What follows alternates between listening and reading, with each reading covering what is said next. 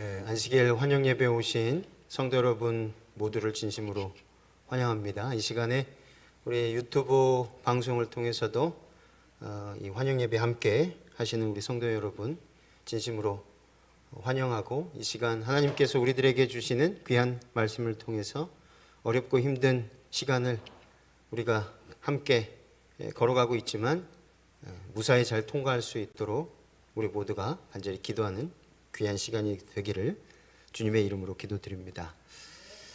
이어서 요한계시록 14장, 저번 주에 이어서 오늘은 셋째 천사의 기별입니다. 저번 주는 둘째 천사의 기별을 저희들이 공부를 했는데요. 먼저 본문의 말씀 보도록 하겠습니다. 요한계시록 14장 12절 말씀입니다. 성도들의 인내가 여기 있나니 저희는 하나님의 계명과 예수 믿음을 지키는 자니라. 아멘. 둘째 천사의 뒤를 이어서 셋째 천사가 날아가면서 짐승의 우상에게 절하지 말고 그 표를 받지 말라고 외칩니다. 그리고 또 짐승의 표를 받으면 하나님의 진노의 포도주를 마실 것이라고 하였습니다. 이것은 우리가 다 아는 것처럼 7재앙을 말하고 있는 것입니다. 자기의 목숨을 건지기 위해서 진리를 타협하고 짐승의 표를 받으면 7재앙의 해를 받게 된다라고 말합니다. 하나님의 이는 이마에만 받지만, 그러나 짐승의 표는 이마와 어디에 받죠? 손에 받습니다. 이마의 표를 받는다는 의미는 이해하고 받아들이는 표이고, 손의 표를 받는다는 뜻은 노예와 군인들의 손에 표를 주었듯이 할 수 없이 받는, 다시 말해서 원치 않으나 끌려가는 모습을 상징하고 있습니다. 그것은 하나님과 진리에 대한 확신과 충성심이 없는 상태를 말합니다.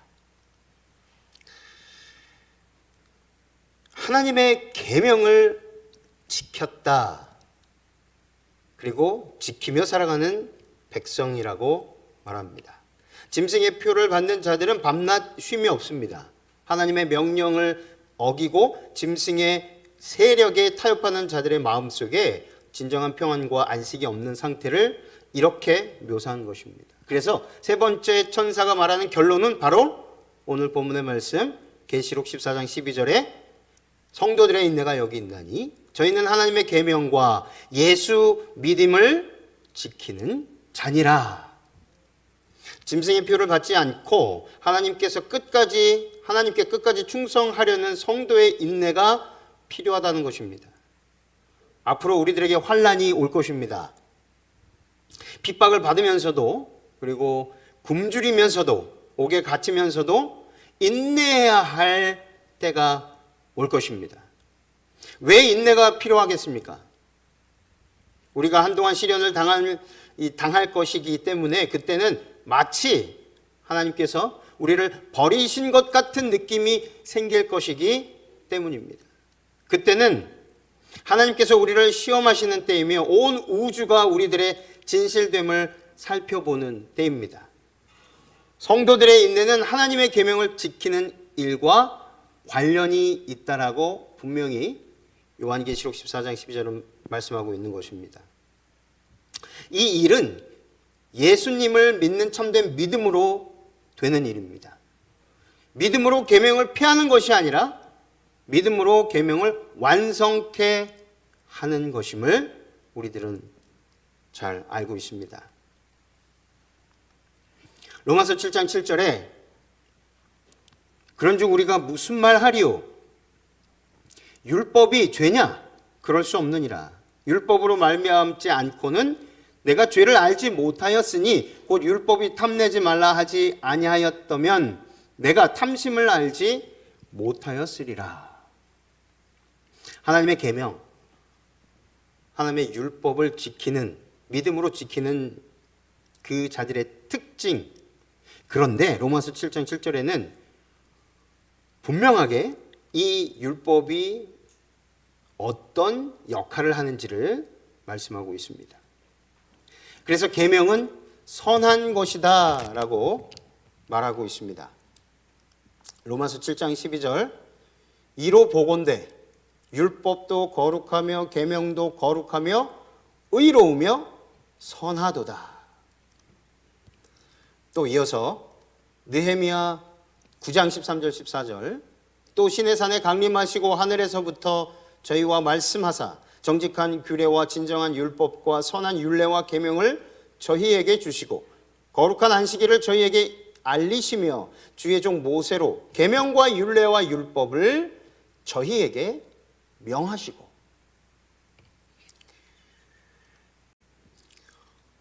율법의 순기능은 무엇일까요? 로마서 3장 20절에 죄를 깨닫게 한다. 율법으로는 죄를 깨달음이니라. 갈라디아서 3장 24절에는 이같이 율법이 우리를 그리스도에게로 인도하는 몽합선생이 되어 우리로 하여금 믿음으로 말미암아 의롭다함을 얻게 하려 함이니라.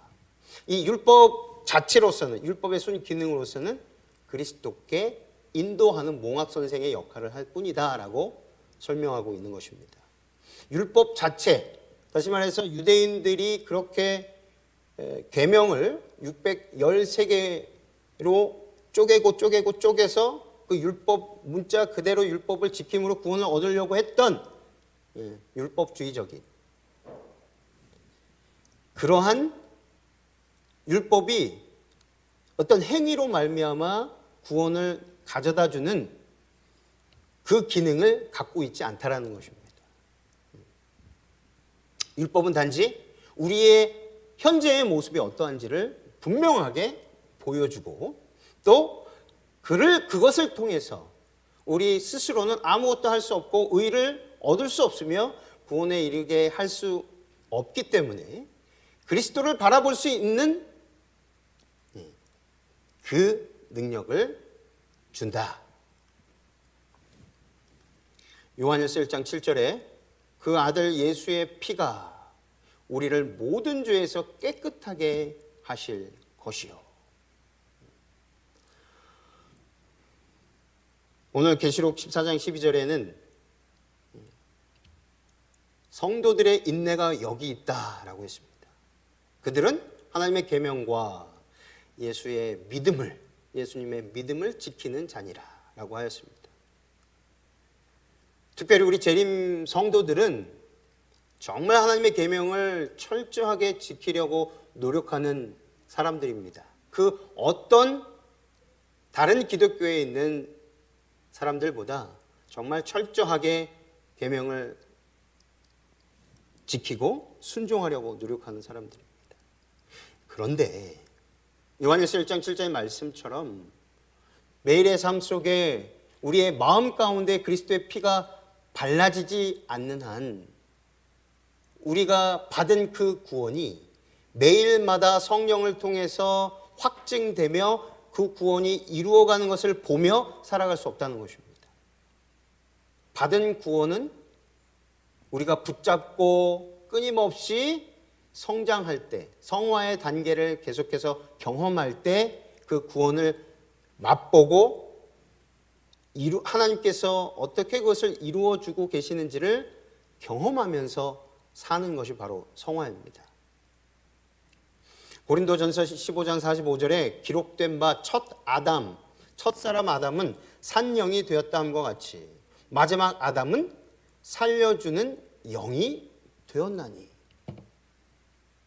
아담이 실패한 그 실패를 둘째 아담인 예수 그리스도께서 완전히 성공하시고 회복하셔서 구원에 이르는 그 길을 활짝 열어주셨습니다. 그러므로 고린도전서 15장 45절의 말씀처럼 마지막 아담은 살려주는 영이 되었다.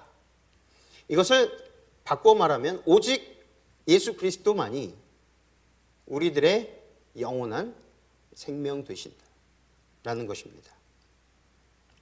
로마서 3장 31절입니다. 그런즉 우리가 믿음으로 말미암아 율법을 폐하느뇨 그럴 수 없느니라. 도리어 율법을 굳게 세우느니라.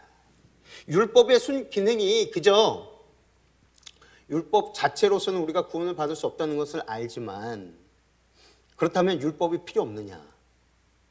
그렇지 않다는 것입니다. 율법은 하나님의 품성의 사본이기 때문에 하나님의 놀라운 그 사랑이 그 안에 다 들어가 있다는 것입니다. 그래서 폐할 수 없다는 것입니다. 요한복음 15장 10절에 내가 아버지의 계명을 지켜 그의 사랑 안에 거하는 것 같이 너희도 내 계명을 지키면 내 사랑 안에 거하리라. 이게 무슨 말씀이십니까? 계명은 곧 사랑이다라는 것입니다. 그리고 그 사랑은 예수님 안에 있다라는 것입니다. 예수님 안에 우리가 거할 때에 온전히 그 사랑을 닮을 수 있다는 것입니다. 우리가 만들어낸 사랑이 아니라 예수님의 사랑으로 나아갈 수 있다는 것입니다.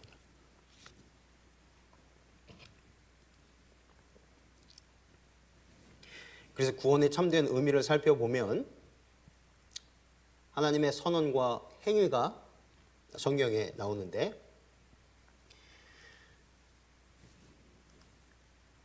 이 구원은 우리가 무엇을 이루고 구원의 조건을 다 이룬 후에 하나님께서 그때 주시는 것이 구원이 아니라는 것입니다.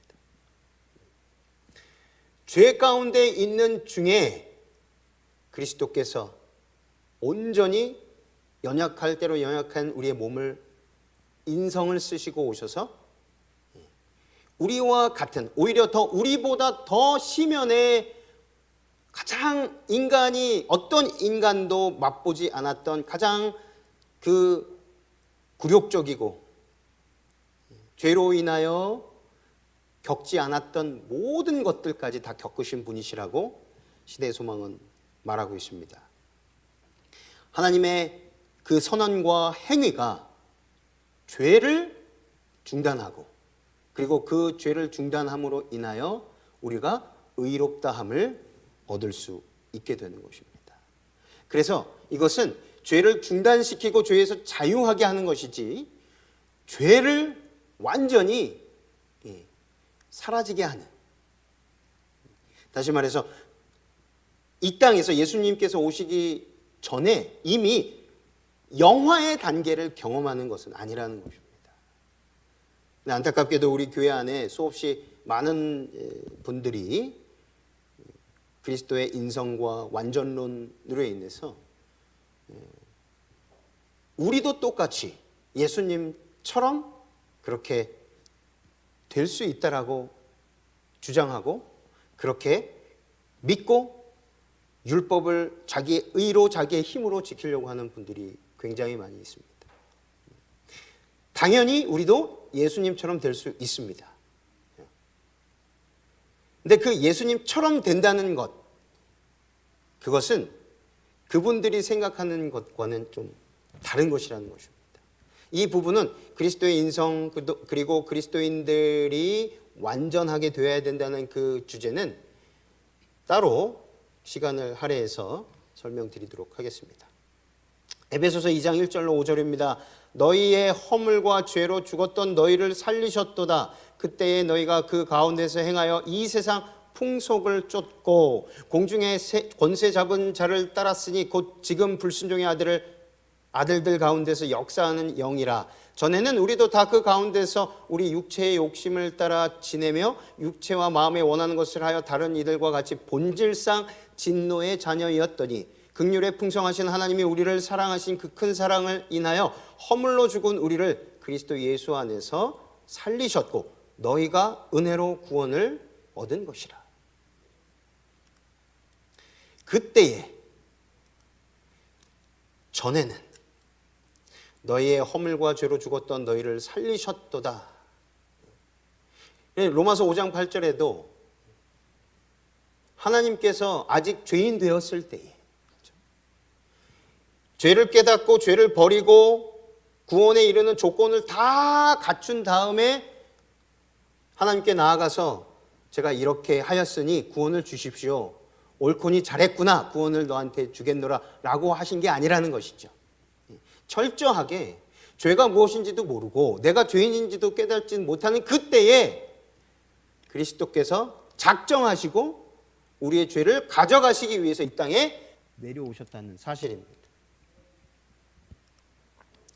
에베소서 2장 1절로 9절에 또 함께 일으키사 그리스도 예수 안에서 함께 하늘에 앉히시니 이는 그리스도 예수 안에서 우리에게 자비하심으로써 그 은혜의 지극히 풍성함을 오는 여러 세대에 나타내려 하심이니라. 너희가 그 은혜를 인하여 믿음으로 말미암아 구원을 얻었나니 이것이 너희에게서 난 것이 아니요 하나님의 선물이라. 행위에서 난 것이 아니니 이는 누구든지 자랑치 못하게 함이니라. 믿음으로 말미암아 구원을 얻었나니 우리에게서 난 것이 아니라 하나님께서 주신 선물입니다. 은혜는 선물입니다. 철저하게 100% 선물입니다. 우리의 공로로 우리의 선행으로 얻은 것이 아니라 그리스도 예수 그리스도로 말미암아 얻게 된 선물이 바로 은혜인 것입니다. 그래서 우리가 그 은혜를 힘입어 믿게 된 것입니다. 죄를 지어도 구원을 받게 되었나니 이게 과연 성립이 될 것인가? 그리고 이게 중요합니다. 죄를 그치고 순종하게 되었다.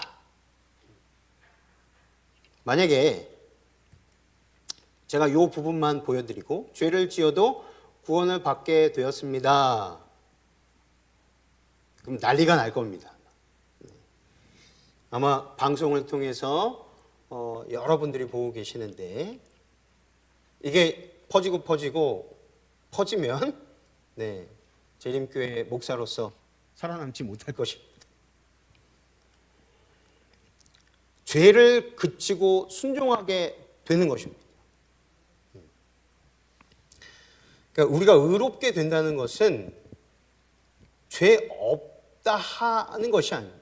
완전히 더 이상 그 본질상 진노의 자식으로 태어나고 여전히 주님께서 주신 그 구원의 선물을 가지고 있지만 여전히 우리들은 끊임없이 죄의 유혹 속에 그것을 견디고 그 시험 속에서 믿음으로 이겨나가야 할 사람들입니다. 주님을 의지하고 성령의 인도를 간구하면서 그 인도에 따라서 말씀에 의지하여서 승리하는 삶을 살아가는 것입니다. 더 이상 태어날 때부터 죄인이 아니라는 것과 같은 그런 상태의 사람이 아니라 여전히 연약하여서 죄를 지을 수 있는 가능성이 있는데도 불구하고 그 죄를 멈추는 것입니다. 그것이 바로 은혜로 말미암아 구원의 선물인 그 은혜가 주님을 믿게 하고 그래서 우리의 자유의 의지가 주님께로 돌아가고 그래서 예수님께서 효과적으로 우리의 아직도 여전히 본질적으로 죄인인 그래서 죄로 완전히 기울어져 있는 그 성향을 누르시는 것입니다. 그 크기가 커지면 커질수록 성령의 자리가 커지면 커질수록 고범죄 알고도 지었던 그 죄들을 멈추게 되고 실수도 멈추게 되는 것입니다. 그래서 그리스도의 장성한 분량까지 자라나게 되는 것입니다. 그것을 바로 성경은 성화라고 하는 것입니다.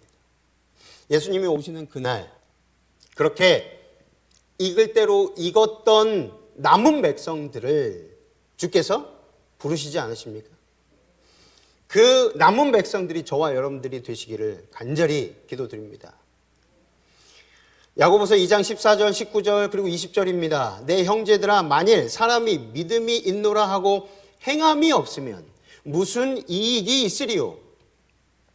그 믿음이 능히 자기를 구원하겠느냐? 내가 하나님은 한 분이신 줄을 믿느냐? 잘하는도다. 귀신들도 믿고 떠느니라. 아하 허탄한 사람아 행함이 없는 믿음이 헛것인 줄 알고자 하느냐? 야고보서에서는 분명히 말합니다.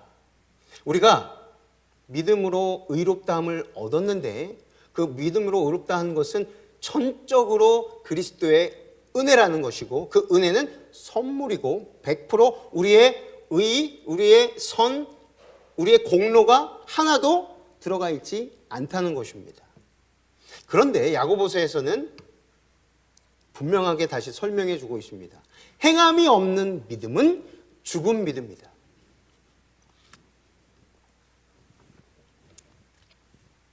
이것을 잘 이해하시길 바랍니다.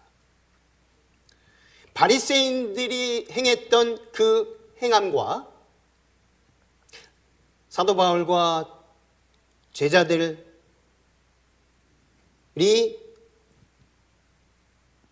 말씀 속에서 우리들에게 남겨주었던 그 행함과 특별히 야고보에서 나타낸 그 행함과는 다르다는 것입니다.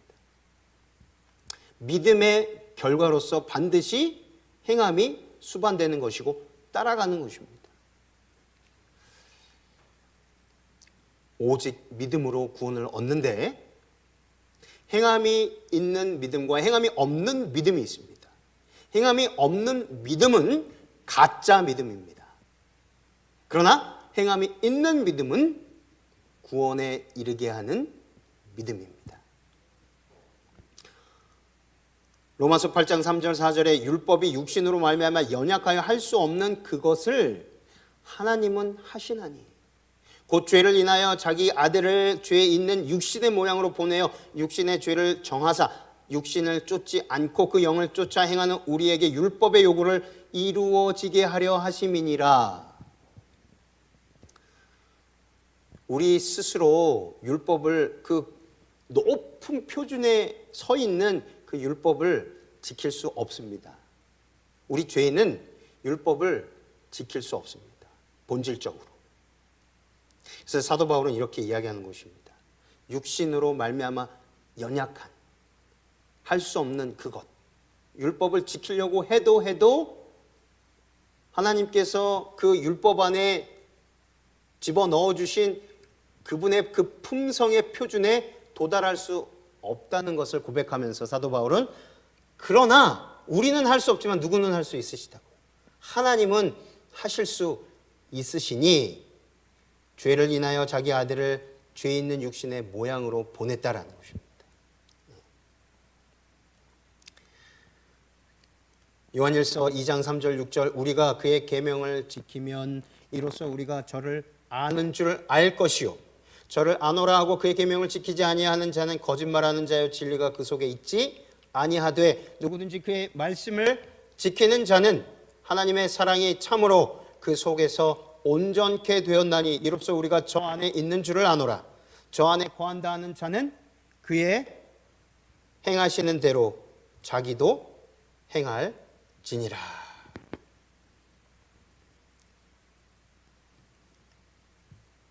갈라디아서 5장 19절 24절입니다. 육체의 일은 현저하니 곧 음행과 더러운 것과 호색과 우상 숭배와 술수와 원수를 맺는 것과 분쟁과 시기와 분냄과 당짓는 것과 불리함과 이단과 투기와 술취함과 방탕함과 또 그와 같은 것들이라. 전에 너희에게 경계한 것 같이 경계하노니 이런 일을 하는 자들은 하나님의 나라를 유업으로 받지 못할 것이요 오직 성령의 열매는 사랑과 희락과 화평과 오래 참음과 자비와 양선과 충성과 온유와 절제이니 이 같은 것을 금지할 법이 없느니라. 그리스도 예수의 사람들은 육체와 함께 그 정과 욕심을 십자가에 못 박아내니라. 아멘. 우리가 어떻게 하면 하나님의 율법을 지킬 수 있을까요? 성도의 인내가 여기 있나니 하나님의 계명과 예수 그리스도의 믿음을 지키는 자기라. 어떻게 하면 세천사의 기별의 남은 백성들, 그 남은 백성들의 특징, 하나님의 율법을 지키는 그 자들, 그렇다면 우리가 어떻게 하나님의 율법을 지킬 수 있겠는가? 히브리서 8장 8절 10절에는 새 언약이 나옵니다. 계속 이번 기 교과가 언약에 대한 이야기인데 많이 공부하고 계실 것입니다.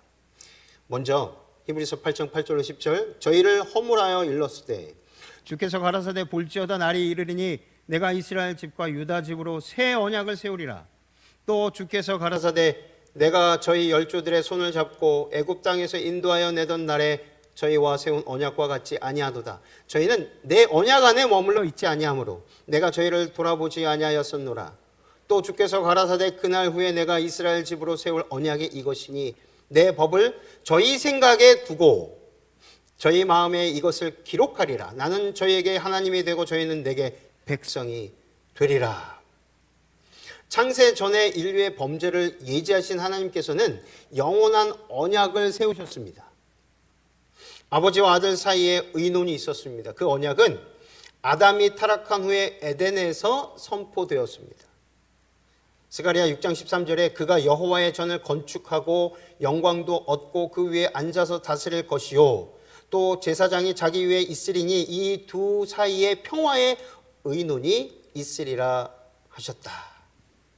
창세기 3장 15절에 내가 너로 여자와 원수가 되게 하고 너의 후손도 여자의 후손과 원수가 되게 하리니 여자의 후손은 내 머리를 상하게 할 것이요 너는 그의 발꿈치를 상하게 할 것이니라. 언약의 핵심은 하나님의 율법의 요구를 이루기 위하여 예수께서 희생하시는 것을 나타냅니다. 그 결과로 죄인이 구원을 받는 것입니다. 영원한 언약은 아브라함을 통하여 새 언약으로 진행되었습니다. 하나님께서 아브라함과 세우신 새 언약은 영원한 언약을 구체화시킨 것입니다. 많은 사람들이 구약에 있는 그 언약들을 옛 언약이라고 이해하고 있는데 사실은 그렇지 않습니다. 옛 언약을 그렇게 해석하는 것은 좀 잘못된 것입니다.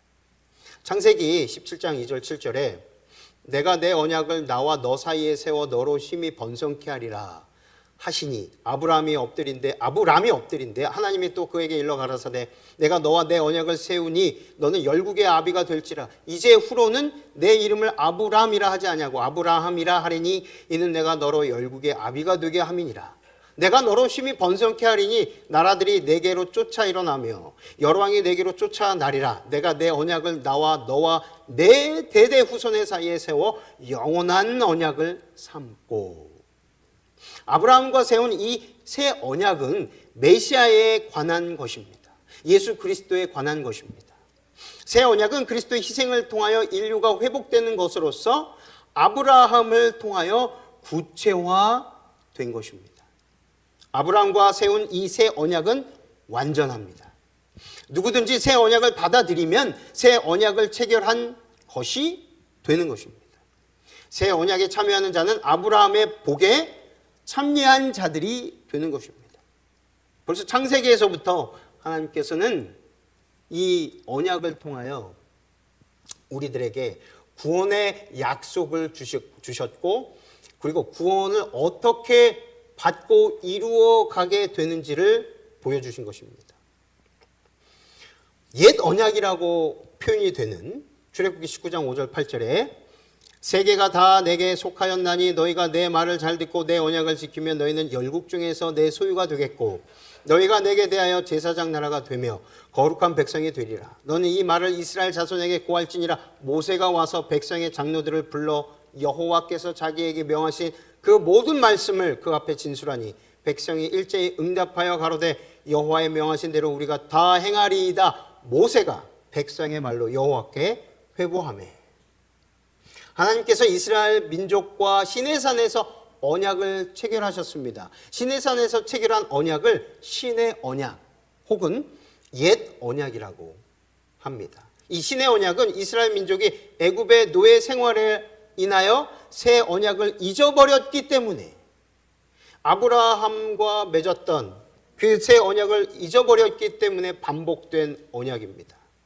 언약을 비준할 때 하나님의 임재의 영광이 신의 산에 나타나게 되었던 것입니다.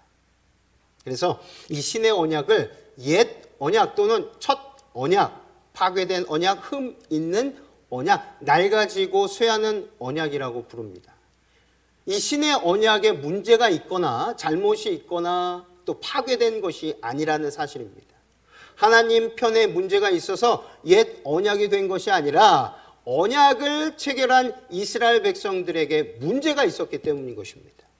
이스라엘 백성들은 그리스도를 믿음으로 하나님의 율법을 순종할 수 있었습니다. 그러나 그들은 자신들의 행위를 의지함으로 언약 자체를 파괴하였던 것입니다. 사도 바울은 갈라디아 교회에 보내는 편지에서 이 두 언약을 설명하면서 신의 언약은 율법주의적으로 새 언약은 믿음으로 말미암은 의로 보았습니다. 하나님께서 결코 이 신의 언약을 율법주의적으로 제한하지 않으셨기 때문에 언약 파괴의 책임은 전적으로 하나님 편에 있는 것이 아니라 이스라엘 편에 있다는 것입니다. 이스라엘 백성들에게 전적으로 그 책임이 있게 되는 것입니다. 그래서 신의 언약은 이 새 언약의 반복이므로 언약의 근간을 변할 수 없고 율법주의적인 측면만 폐지된 것입니다. 이스라엘에게 부과된 순종은 구원의 기초가 아니라 제자됨의 결과이며 시험으로서의 의미를 지닌 것입니다. 그러므로 옛 언약과 새 언약을 상반된 언약으로 또는 전혀 다른 언약으로 분류하는 것은 매우 잘못된 해석이라는 것입니다. 현재도 새 언약을 율법주의적인 것으로 이해하고 실천한다면 그 사람은 옛 언약 아래서 사는 것이고 믿음으로 말미암는 의로 받아들이고 순종하면 새 언약 안에서 사는 것입니다.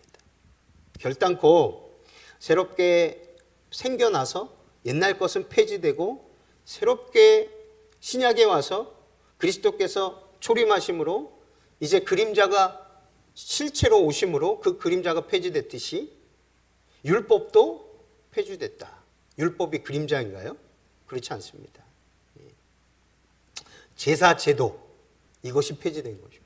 의문의 율법이 폐지된 것이지 하나님의 불변의 품성의 사본인 하나님의 계명이 폐지된 것이 아니다라는 사실입니다. 우리는 이 영원한 언약을 통해서 쉽게 이해할 수 있게 되는 것입니다. 모성애는 무엇입니까? 본능입니다. 하나님의 사랑은 본능입니다. 하나님의 사랑은 그 자체가 그분의 성격, 그분의 품성을 나타내는 것입니다. 그분의 사랑은 온전히 이기적인 것이 아니라 이타적인 것입니다. 요한복음 14장 4절 6절에 내 안에 거하라 나도 너희 안에 거하리라. 가지가 포도나무에 붙어 있지 아니하면 절로 과실을 맺을 수 없음같이 너희도 내 안에 있지 아니하면 그러하리라. 나는 포도나무여 너희는 가지니 내가 저 안에 있으면 이 사람은 과실을 많이 맺나니 나를 떠나서는 너희가 아무것도 할 수 없습니다. 사람이 내 안에 거하지 아니하면 가지처럼 밖에 버리고 말라지나니 사람들이 이것을 모아다가 불에 던져 사르느니라. 우리는 썩은 나무입니다. 썩은 나무에서 좋은 열매를 맺을 수 있습니까? 없습니다. 근본적으로 썩은 나무는 완전히 뿌리채 뽑아버려야 되는 것입니다. 오직 예수님 안에 거할 때 포도나무이신 예수님께 반드시 붙어 있을 때 그곳에서 모든 영양분과 양분과 모든 능력을 공급받을 수 있는 것입니다. 하나님의 구원의 품성은 이렇습니다. 계시록 14장 1절에 또 내가 보니 어린 양이 시온산에 섰고 그와 함께 14만 4천이 섰는데 그 이마에 어린 양의 이름과 그 아버지의 이름을 쓴 것이 있도다. 결국 우리는 예수님께서 이 땅에 오실 때 우리의 이름을 불러주시는 것은 우리의 이마에 하나님의 이름이 분명히 있어야 된다는 것입니다. 하나님의 이름은 바로 무엇입니까? 그분의 품성. 그 품성은 성도에 있는 내가 여기 있나니 하나님의 계명과 예수 그리스도의 예수의 믿음을 지키는 자들, 바로 그것을 뜻하는 것입니다. 예수 믿음을 지키는 것, 예수님을 믿는 것, 그리고 예수님의 그 믿음을 의지하는 것. 예수님의 믿음은 어떤 믿음이었습니까? 히브리서 10장 36, 37절에 너희에게 인내가 필요하면 너희가 하나님의 뜻을 행한 후에 약속을 받기 위함이라. 잠시 잠깐 후면 오실 이가 오시리니 지체하지 아니하시리라. 오직 나의 의는 믿음으로 말미암아 살리라. 예수님께서 이 땅에서 신이셨지만, 창조주이셨지만 인간의 모습을 쓰시고 단 한 번도 신의 능력을 나타내 보이지 않으셨습니다. 철저하게 기도하시고 약속된 언약의 말씀을 붙드시고 아버지만을 의지하심으로 모든 유혹, 모든 시험을 이기셨습니다. 그것이 바로 그리스도의 믿음입니다. 마찬가지로 우리도 그 그리스도 예수님의 믿음 행사하셨던 것처럼 우리도 예수님을 믿음으로 그렇게 죄를 멈추고 승리하며 살아갈 수 있다는 사실입니다. 히브리서 10장 38, 39절에 또한 뒤로 물러가면 내 마음이 저를 기뻐하지 아니하리라 하셨느니라. 우리는 뒤로 물러가 침륜에 빠질 자가 아니요 오직 영혼을 구원함에 이르는 믿음을 가진 자니라. 저와 여러분들께서 히브리서 10장 38절 39절에 있는 이 후반부에 있는 말씀처럼 오직 영혼을 구원함에 이르는 믿음을 가진 자들이 되시기를 간절히 소망합니다. 우리 마음속에 죽어가는 영혼들을 볼 때마다 내 식구도 아니고 내 가족도 아니고 친지도 아니고 전혀 모르는 사람이지만 그 사람들이 죽어가는 그들의 죄를 보고 그들이 죽어가는 모습을 보고 탄식하지 아니하면, 모세와 같이 다니엘과 같이 탄식하며 기도하지 아니하면 우리는 포도나무이신 예수님께 붙어있는 사람이 아닐 것입니다. 진정으로 의로운 사람, 완전한 그리스도인은 바로 그 마음 가운데 그리스도의 품성, 곧 영혼을 위하여 죽기까지 복종하셨던 그 놀라운 사랑인 것입니다. 그 사랑을 우리도 가질 수 있습니다. 믿음으로 소유하게 되시기를 간절히 바랍니다. 예수님이 가지셨던 그 믿음이 바로 그것이었습니다. 빌립보서 2장 5절 8절 너희 안에 이 마음을 품으라 곧 그리스도 예수의 마음이니 그는 근본 하나님의 본체시나 하나님과 동등됨을 취할 것으로 여기지 아니하시고 오히려 자기를 비어 종의 형체를 가져 사람들과 같이 되었고 사람의 모양으로 나타나셨음에 자기를 낮추시고 죽기까지 복종하셨으니 곧 십자가에 죽으심이라. 사도행전 5장 29절 베드로와 사도들이 대답하여 가로되 사람보다 하나님을 순종하는 것이 마땅하니라. 오늘 말씀을 정리하면서 이 요한계시록 14장의 기별은 지금 현대를 살아가고 있는 우리들에게 직접적으로 적용된다는 것을 잊지 않게 되시기를 바랍니다. 이 기별은 현대 교회를 향한 하나님의 부르심입니다. 14장의 짜임새는 짐승의 표를 강요할 때에 하나님의 인을 받는 자들이 세상을 향해 외치는 마지막 기별들이 새 천사가 외치는 세 가지 기별들로 묘사되고 상징되어 있는 것입니다. 새 천사가 기별들을 외친 후에 두 추수가 생깁니다. 알곡들의 추수와 악인들의 추수가 있습니다. 지금은 은혜의 시기가 끝나가고 있는 때입니다. 저와 여러분은 마지막 시대를 위한 성도의 인내를 가지고 있으십니까? 예수께서 속히 오실 것입니다. 그러니 끝까지 믿음으로 승리하셔서 주오시는 그날에 14만 4천인 살아서 주님을 영접하는 그 반열에 다 포함되시는 저와 여러분들이 되시기를 간절히 바라며 오늘 말씀을 마치겠습니다. 기도하겠습니다.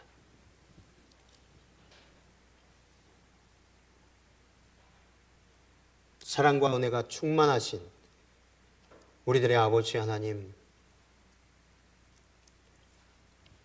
저희들을 재림성도로 불러주시고 세워주셔서 감사합니다. 세상으로부터 오는 많은 핍박과 환난이 온다 할지라도 주님께서 주신 은혜로 말미암아 받은 바 된 이 구원을 놓지 않도록 도와주시옵소서. 이 세상에 그 무엇과도 바꿀 수 없는 어마어마한 선물을 주신 하나님께 늘 감사드리며 우리가 혹 초막 속에 산다 할지라도,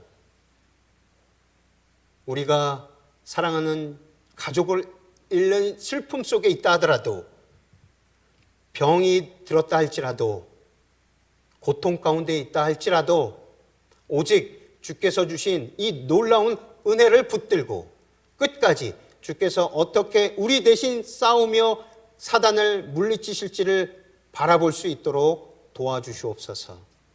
구원을 이루시는 하나님을 꼭 붙들고 포도나무 되시는 예수 그리스도 안에 영원토록 거하며 주께서 열매 맺히기를 고대하는 그 놀라운 사랑과 화평과 자비와 양성들을 온전히 우리 삶 속에서 나타내 보일 수 있도록 축복하여 주시옵소서. 주께서 영혼들을 향하여 그 간절한 사랑을 우리도 소유하기를 원합니다. 죽어가는 많은 영혼들을 볼 때 눈물로 호소하고 기도하기를 원합니다. 그런 마지막 남은 백성들이 될 수 있도록 축복하여 주시옵기를 예수님의 이름으로 간절히 기도합니다.